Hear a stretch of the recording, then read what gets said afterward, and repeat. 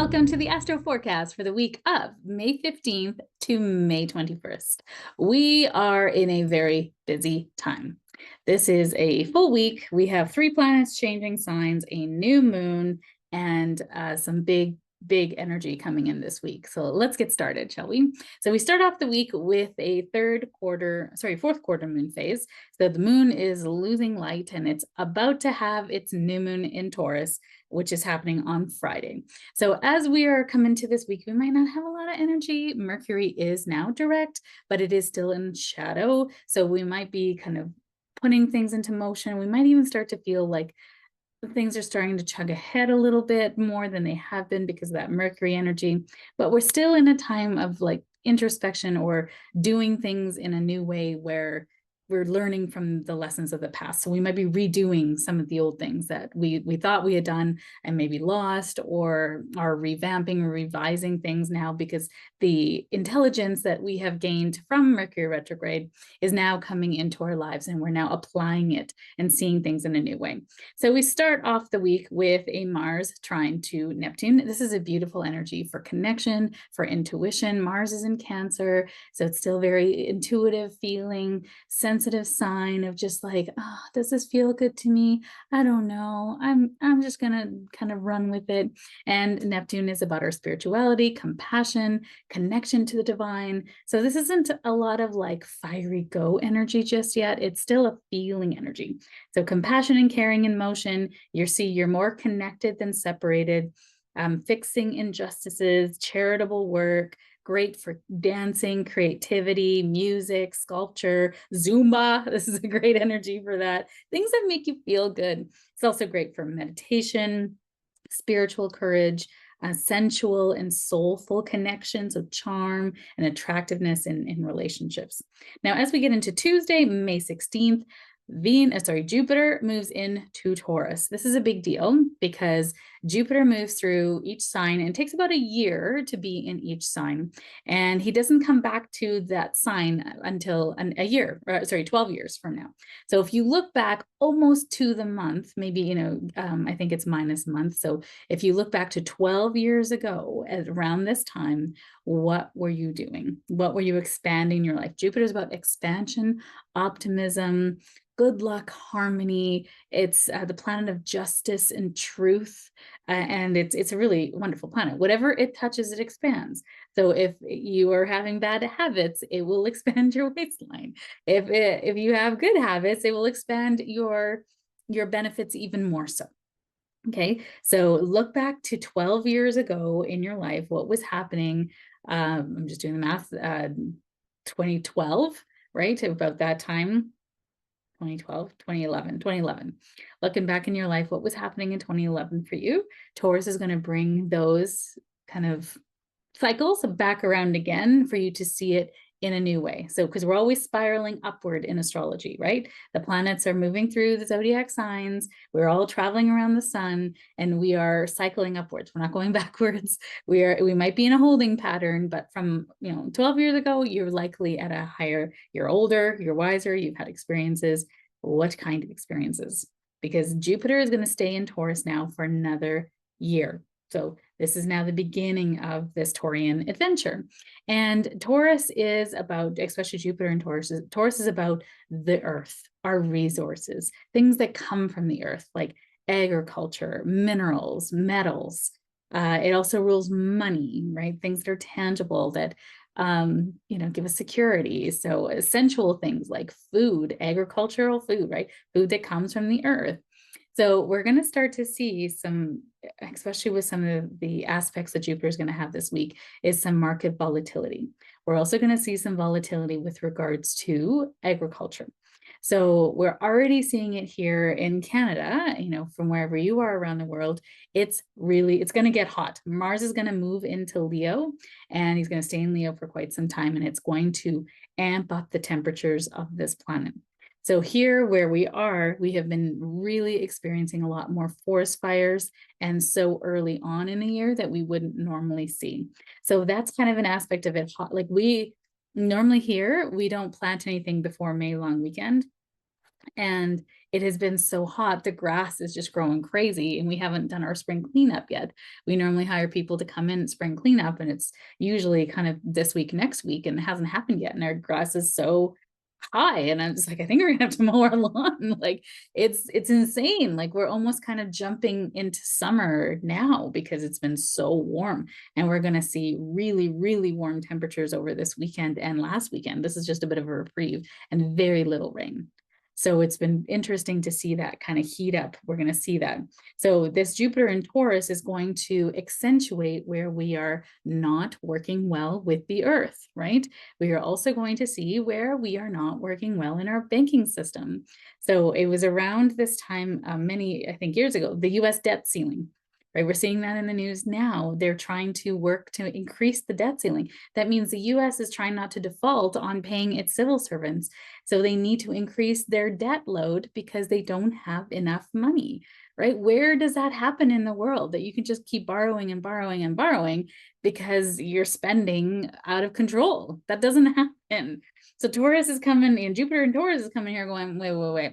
This is not sustainable. And I'm going to show you how by blowing it up. So I think we're going to start to see more volatility in markets, banks that are not doing things, I'm going to say above board, because Jupiter is about truth and doing things the right way, right? Jupiter rules Sagittarius, which is about the law and justice as well. Libra is more about the justice and the scales, but Jupiter also speaks to that, doing right by the people, right?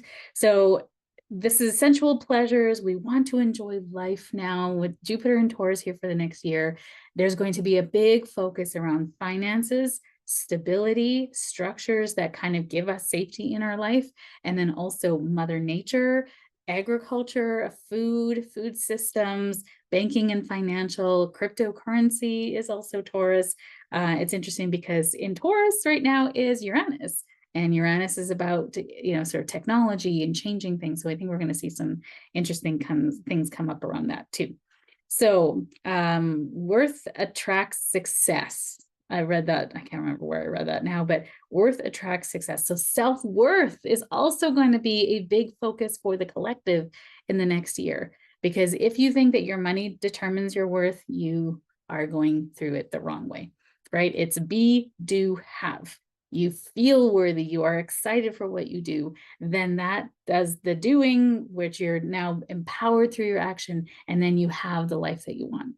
It's not do, be, have, or do, have, be, right? You're going to do the thing to have the life that you want, and then you're going to be happy, successful, all the things. Being doesn't come last, being comes first. And Jupiter is going to really expand that for everybody. Feels like I need to do a workshop on that. Be generous, but discriminating, right? So you want to be generous and give, but discriminating with who you give to.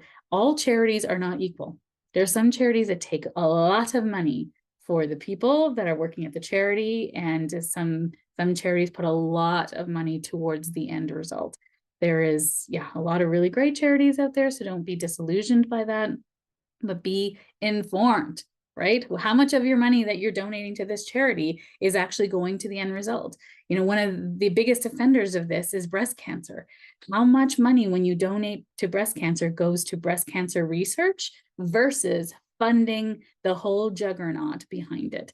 And it makes me sad because there's women who have breast cancer that need support. We need research. We need medicines. We need ways to heal this. I don't understand why we haven't healed this yet, right, as a society, because there's a lot of money tied up with this juggernaut. It is a money-making machine. It is a business.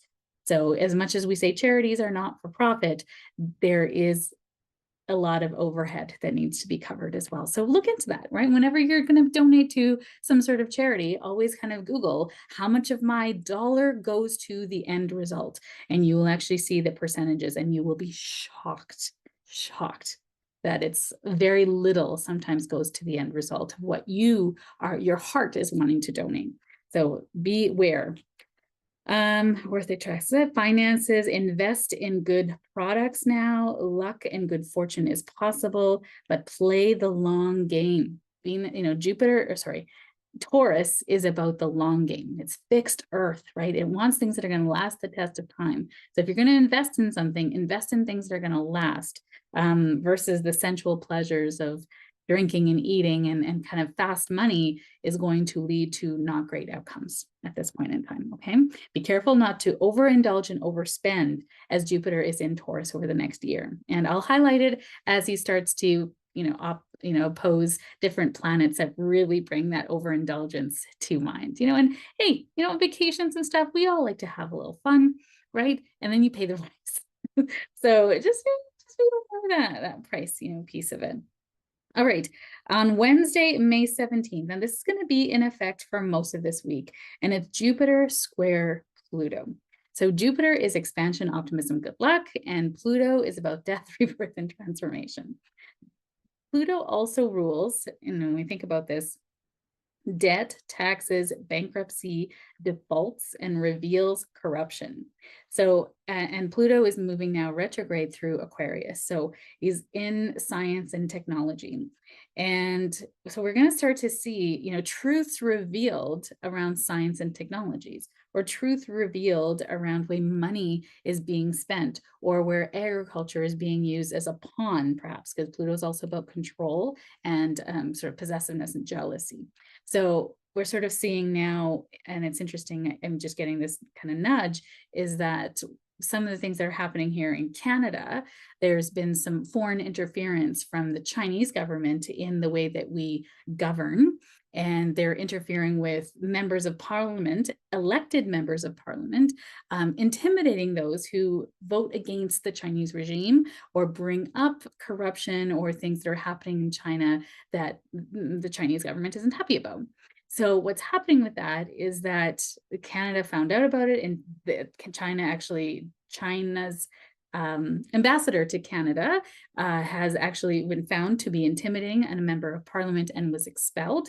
And then so China retaliated and expelled the Canadian ambassador, one of the people who worked in the consulate office in China, Canadian. So it's kind of this tit for tat. And so one of the things they were talking about is a retaliatory technique that China could use to really harm Canada would be to limit imports of Canadian goods, which they have done in the past when other political things were happening.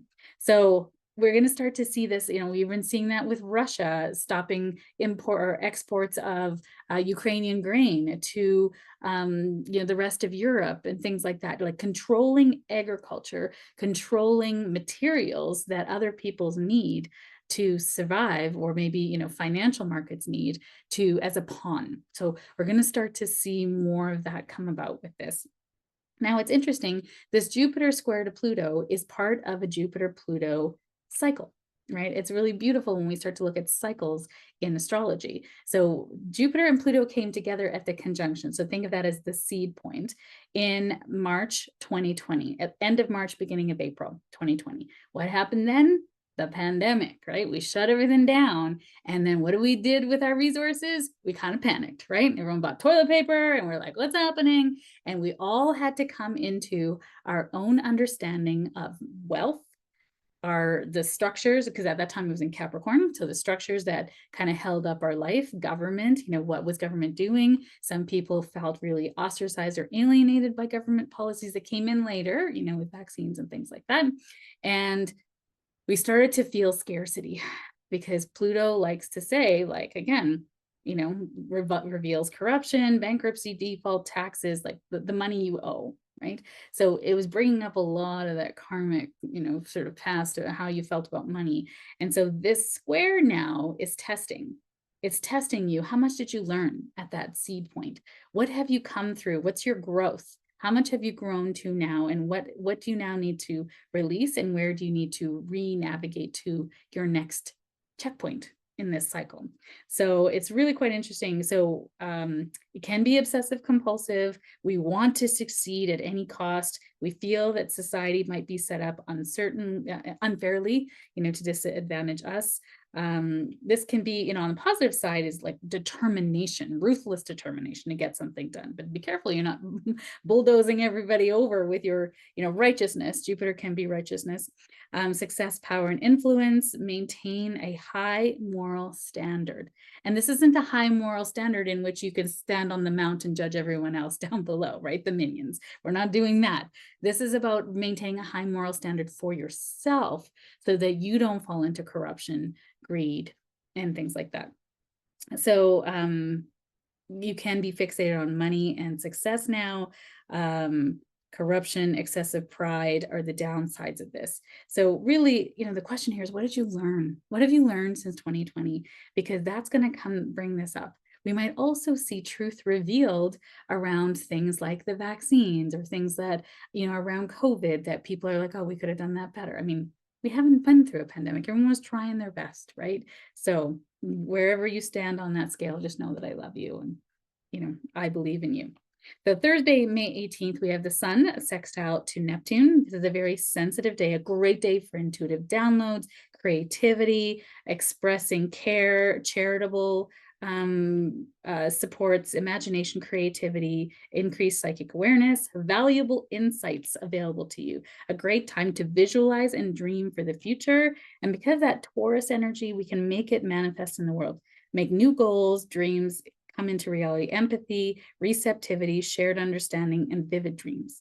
So it's a good day, Now, Friday, May 19th, we have the new moon in Taurus, and it's at the 28th degree of Taurus at 9:53 a.m. Mountain Standard Time. This is a great time. The moon is exalted in Taurus, means it loves to be there because it just loves to nurture and care for and love. And there's big dreams and visions, and we can make them concrete now. So setting goals, intentions, and seeds for what do you want to manifest now, but using that dream side, that imagination, that creativity to really think about what do you love, what would bring you not only security, but joy as well, right? You're here to enjoy life. So making new goals that really kind of align with reality, bringing dreams and visions together, setting intentions to create a life that brings your dreams to life with safety. I don't know what I wrote there. Do it. And you can do it with an innovative mind now as well, and using our intuition and connection to help us create that. Okay. Saturday, May 20th, we have Mars moving into Leo. So on a side note, I'm so happy because I love the fire of Leo, right? It's hot, fiery, confident, dramatic, great for storytelling. It's going to really bring us, a fire in our step, so to speak. But it's not detailed and it's not complicated. It just wants to go and get things done, right? Strong sex drive, passion for life is high. Again, maintaining a high moral standard so we don't fall into corruption. And unfortunately, this can also mean a hotter earth and forest fires on the rise as well. So I'm praying for rain and praying for balance with that. And then July 10th is when Mars will move into Virgo. So between now and July 10th, it's going to be hot, y'all, hot for the earth. And then right at that time, the next day, Mercury moves into Leo, and then the sun moves into Leo on the 22nd in July. So we're starting, there's going to be a lot of Leo energy that's going to kind of sustain the earth. So we're going to have a hot summer is what I'm saying there. And then on the day, Saturday, May 20th, we also have Mars opposite to Pluto. This can be power struggles, right? Pluto is intensity, it's drive, it's possessiveness. Again, it's bankruptcy and debt and taxes. So opposite Mars and Leo is it's fiery. It wants to get going. It's at the 0-degree mark of Leo. So intense desire to achieve, intense desire to really fight it out and get your way. It's great for a competition. It's really great for working out and getting kind of that energy out of you. You can put this into productive means. Power struggles can come to the fore right now. And it can also be violence. So I'm also going to say if you're dating on this day, just being super careful. Okay. And the days around it as well. Just, in public, especially if you're meeting someone new, just taking the cautions. It doesn't mean it's going to happen. Just taking those cautions. Again, great for competition and great for working out. Not so great for having a deep conversation about something that triggers you. Okay. And then Sunday, May 21st, oh, this has been a full week, right? The sun moves into Gemini. Happy birthday, Geminis. This is a time now when we're very connected and we want to connect with others, curious, communication, social. They're like little social butterflies. They want to know about things. They're very smart. They're intuitive as well. They really are the connectors of the zodiac. They know someone, they know someone, right? It's awesome. So this is a great energy for communicating, for socializing, for travel. Gemini also rules short travel trips. So, having travel things all over the place is super fun.